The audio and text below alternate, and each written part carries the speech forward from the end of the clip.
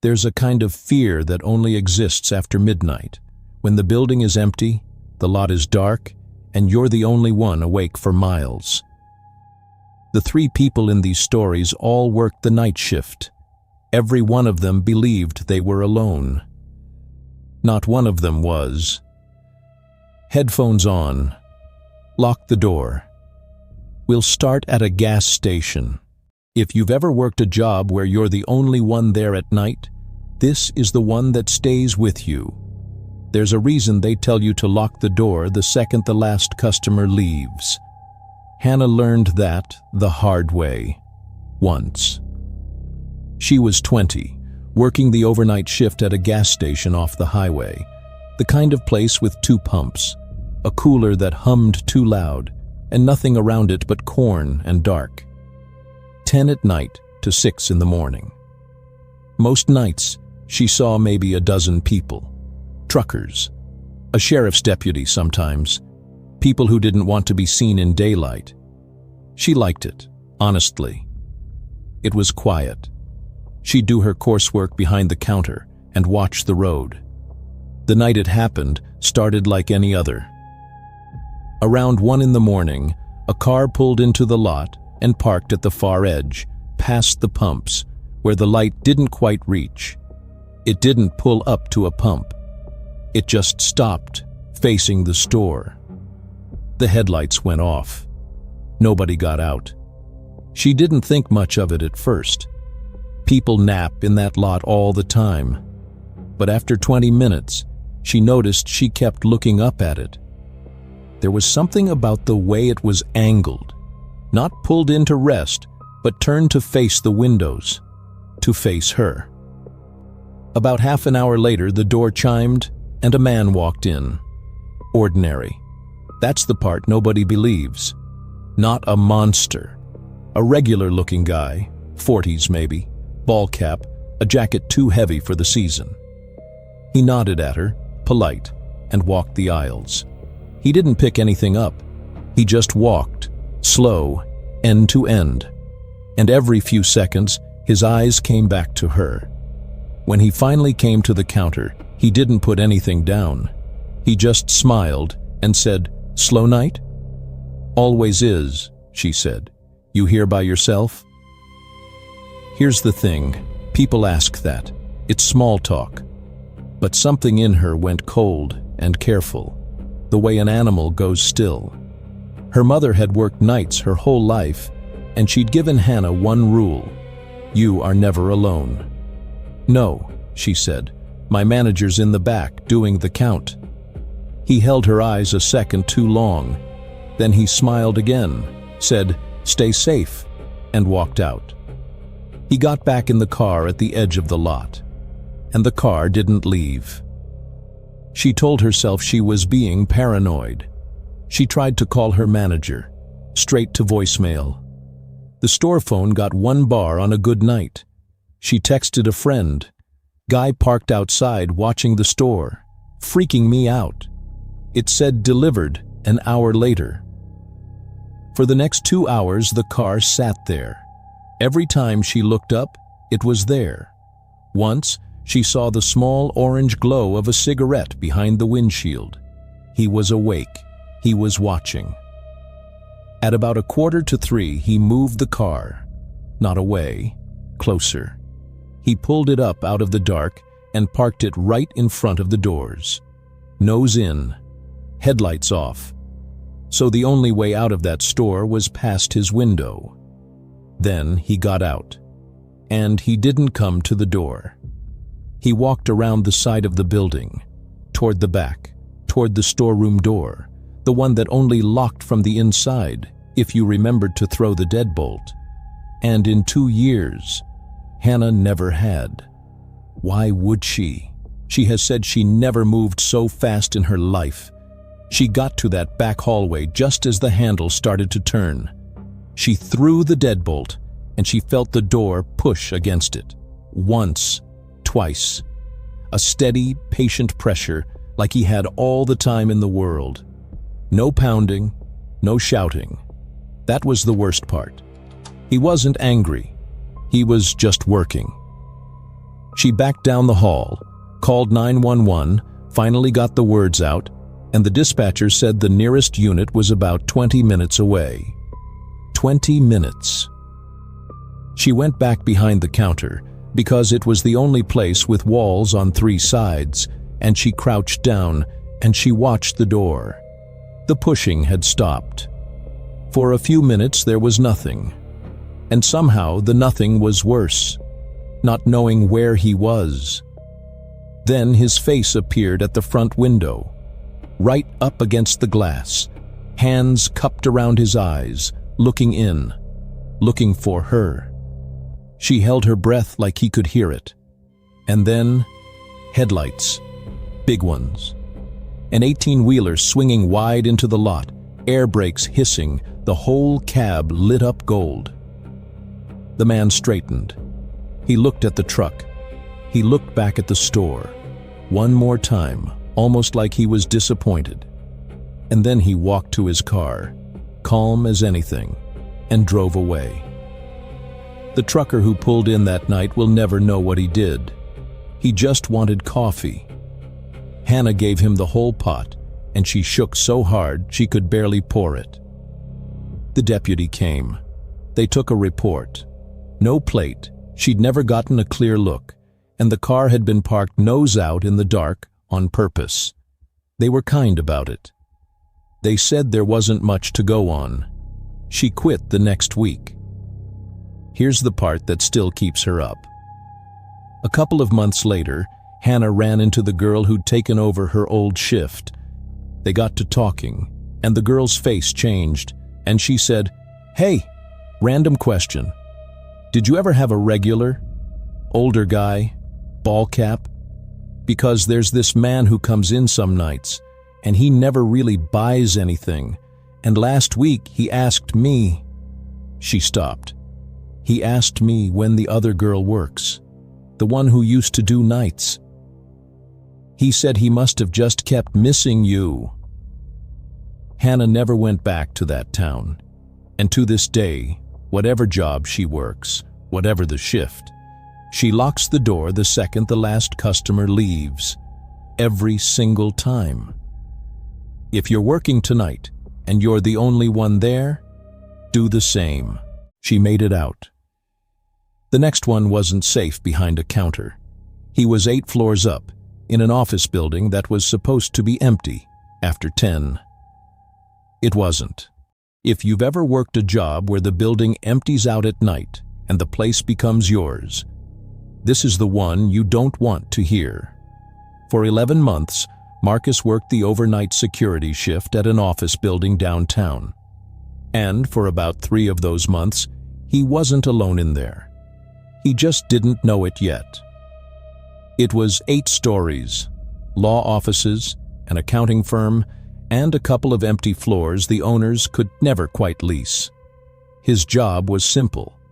Sit in the security office off the lobby from 10 at night to 6 in the morning. Watch the camera feeds, walk around every 2 hours, and sign the cleaning crew out at 11. After 11, the building was his. Just him, the hum of the monitors, and 8 floors of dark, empty offices. That's how he thought of it. His. It wasn't. The first thing was the vending machine on 3. He bought the same coffee every night, and one week the slot he always used kept coming up empty days before the root guy was due. He figured the cleaners were hitting it. People do. Then it was the microwave in the 4th floor break room, warm at 3 in the morning, on a floor where everybody had gone home 5 hours earlier. He told himself he'd imagined the heat. Then the little things stopped letting him. A bathroom on the 6th floor, an empty floor, no tenants, no reason for anyone to be up there. The trash had been used. There was water standing around the sink, still beating, like someone had washed up minutes before. A chair in an empty office had been turned to face the window, and the whole floor had a smell that didn't belong in an office at all. Food and sleep and a body. the smell of someone living somewhere. He walked that floor with his flashlight and his heart going, and he found nothing, and he went back down to his office and told himself a building that old just does things. Here's what he didn't understand yet. His cameras were almost useless. It was an old system. They covered the lobby, the main elevators, a couple of hallways, the empty floors, one camera each, if that. Whole sides of that building were dark to him, and whoever was up there had figured that out long before he did. He saw him once, just once, on a feed. 3:14 in the morning, the 6th floor hallway camera. A figure crossed the frame, left to right, 1 second, maybe less, and was gone. Not a flicker, not a reflection. A person, walking, like they had somewhere to be. He sat there and watched that empty hallway for an hour. Nobody came back.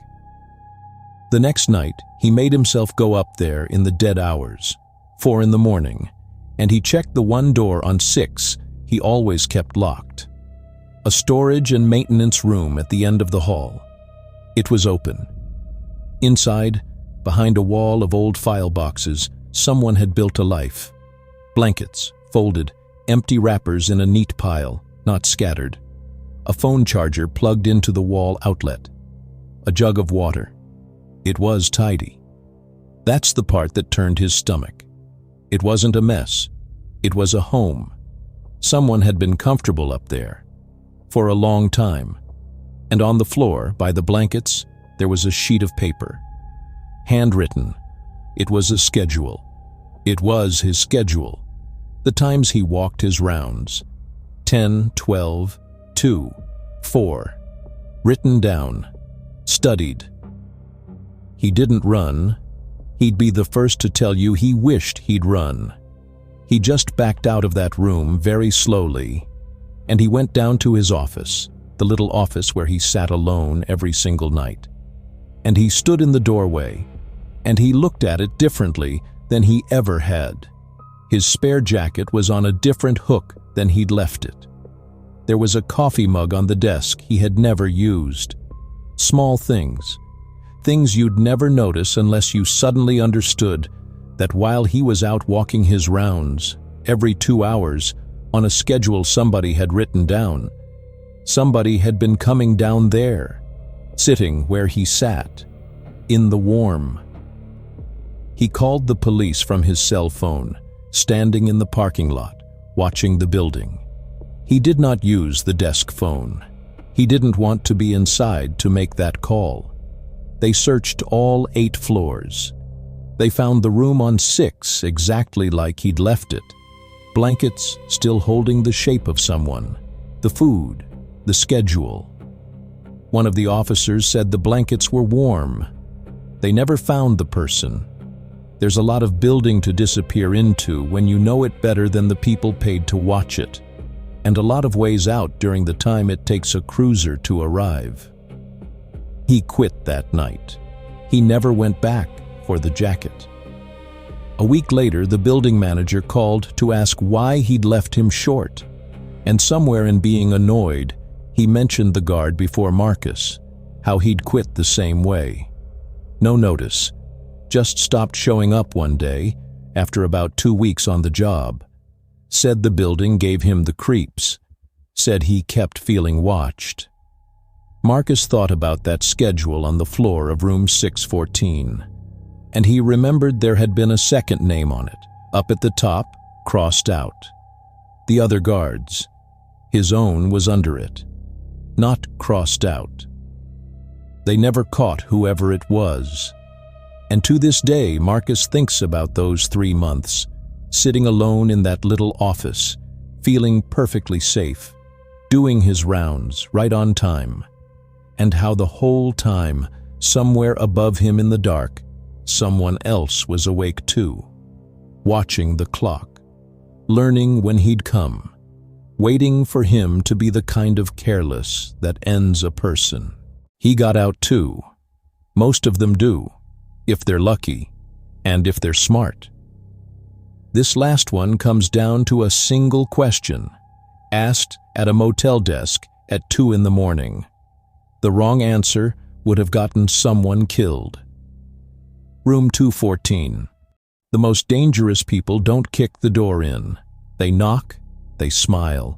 They ask you one simple, reasonable question, and they wait to see if you're the kind of person who answers it. The question that night was, "What room is my wife in?" The man asking it was calm, well-dressed, kind eyes, and the only thing standing between him and the woman hiding in room 214 was a night clerk who had about 10 seconds to decide whether the nicest man she'd ever met was lying. Kara had worked the overnight desk at a highway motel for 6 years, and in 6 years, she'd learned to read people fast. It's a skill you don't know you have until the night it saves someone's life. It was a little after 11 when the woman came in. Mid-30s, a coat too light for the weather, a small bag she held against her chest, like it might be taken. She paid cash, no card. She asked for a room around the back, away from the road, away from the office. And while Kara ran it, she kept glancing at the glass doors behind her, at the dark lot, at the road. When Kara handed her the key to 214, the woman held onto the counter a second and said quietly, "If anyone comes asking for me, you haven't seen me. Please." Kara had heard that before, in 6 years. She knew exactly what it meant. She just nodded and said, "I haven't seen anybody." Around 2 in the morning, the man came in. He was calm. That's the first thing Kara would tell you. Pleasant, good coat, easy smile, the kind of man who looks like he coaches a kid's team on weekends. He came to the desk, and he described the woman in 214 down to the coat she'd been wearing, and he said, "I think my wife checked in here tonight. She's upset. We had a fight. She's not answering her phone. I just want to know she's safe. What room is she in?" "I'm sorry," Kara said. "I can't confirm whether anyone's staying here, and I can't give out room numbers. Policy." "I understand," he said warmly. "Then could you call her room? Let her decide. That's fair, right?" "I can't confirm anyone's even here, sir." He kept smiling. He thanked her. He told her to have a good night. And something about how easily he took the no put every hair on Kara's arms up. A worried husband argues. A worried husband begs. This man just recalibrated. Like a no was only ever one move in a longer game. He walked out. His car stayed. It sat at the edge of the lot with the lights off, and Kara watched it on the camera and did not look away. 20 minutes later, the desk phone rang. A man's voice, his voice, she was almost sure, friendlier now, calling himself the woman's brother, saying there'd been a family emergency. He just needed the room number. Kara said she couldn't help and hung up with her hand shaking. 10 minutes after that, he called again, pretending to be a guest, locked out of a room, right next to 214, trying to get her to come down the back hall, or at least say the number out loud.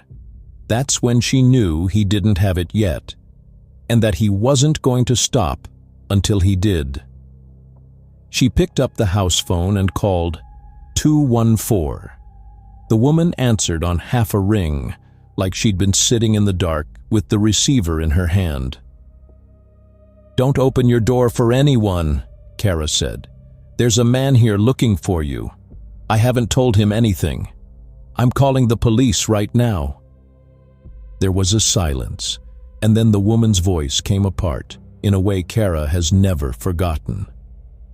"Please," she whispered, "please don't let him in." Kara called 911, and while she was still on the line, she watched it happen on the lot camera. A guest, some tired traveler who had no idea, stepped out the backside door for a cigarette and let it fall shut behind him. Except it didn't latch. It never quite latched. Everyone who worked there knew to give it a pull. The traveler didn't. And the man crossed the lot, calm as a Sunday, and caught the door with 2 fingers and went inside. Kara switched to the second-floor hallway camera and watched a man in a good coat walk slowly down the corridor, reading the doors. 210, 211.